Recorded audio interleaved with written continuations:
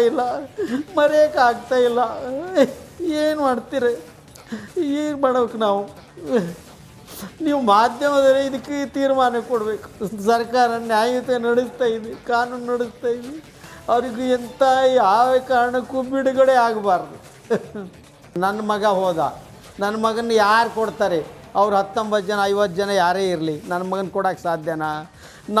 ನಮ್ಮ ಮನೆತನ ಪರಿಸ್ಥಿತಿ ಯಾರು ಕೊಡ್ತಾರೆ? ಈಗ ಅತಂತ್ರವಾಗಿ ಹೋಗಿದೆಯಲ್ಲ ಮನೆ.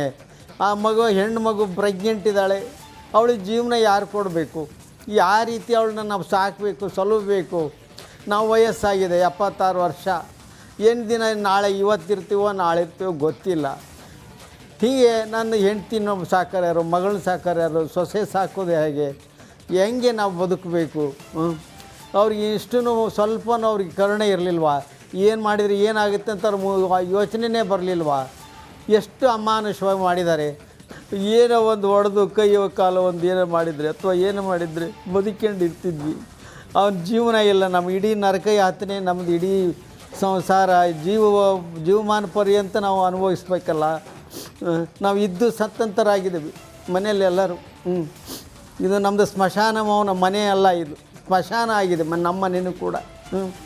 ಅವರು ಇಂಥ ಪರಿಸ್ಥಿತಿಯಲ್ಲೂ ಕೂಡ ಅವನ್ನ ಸಮರ್ಥನೆ ಮಾಡ್ತಾರೆ ಅಂದರೆ ಏನು ಹೇಳಬೇಕು? ಅವ್ರಿಗೆ ಎಳ್ಳು ಕಾಳಷ್ಟು ಅವ್ರ ಮಾನವೀಯತೆಯೇ ಇರಲಿಕ್ಕಿಲ್ವಾ?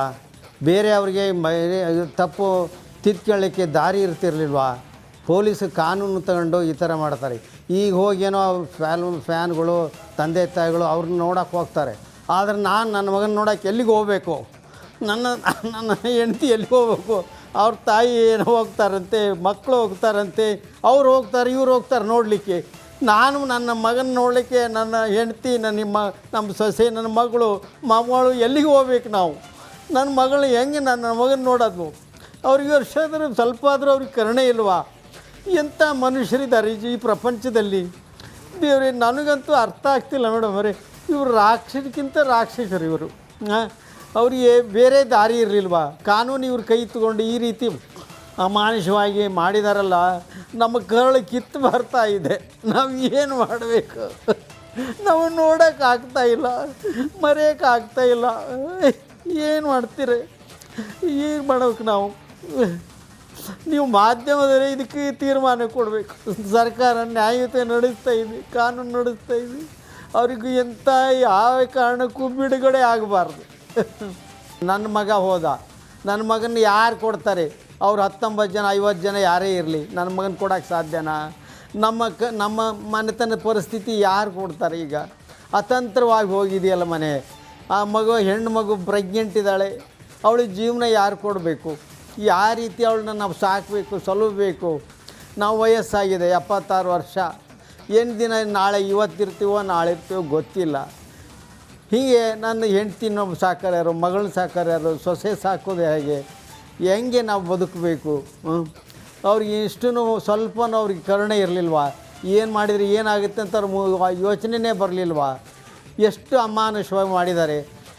ಏನೋ ಒಂದು ಹೊಡೆದು ಕೈಯೋ ಕಾಲು ಒಂದು ಏನೋ ಮಾಡಿದರೆ ಅಥವಾ ಏನು ಮಾಡಿದರೆ ಬದುಕೊಂಡು ಇರ್ತಿದ್ವಿ. ಅವನ ಜೀವನ ಇಲ್ಲ. ನಮ್ಮ ಇಡೀ ನರಕ ಯಾತನೆ, ನಮ್ಮದು ಇಡೀ ಸಂಸಾರ ಜೀವಮಾನ ಪರ್ಯಂತ ನಾವು ಅನುಭವಿಸ್ಬೇಕಲ್ಲ.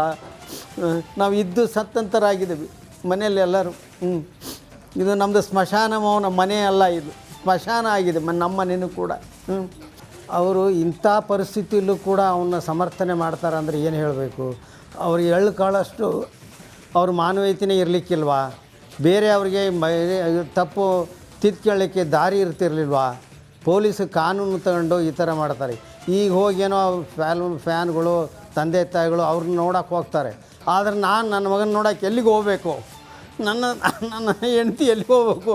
ಅವ್ರ ತಾಯಿ ಏನೋ ಹೋಗ್ತಾರಂತೆ, ಮಕ್ಕಳು ಹೋಗ್ತಾರಂತೆ, ಅವ್ರು ಹೋಗ್ತಾರೆ, ಇವ್ರು ಹೋಗ್ತಾರೆ ನೋಡಲಿಕ್ಕೆ. ನಾನು ನನ್ನ ಮಗನ ನೋಡಲಿಕ್ಕೆ ನನ್ನ ಹೆಂಡತಿ,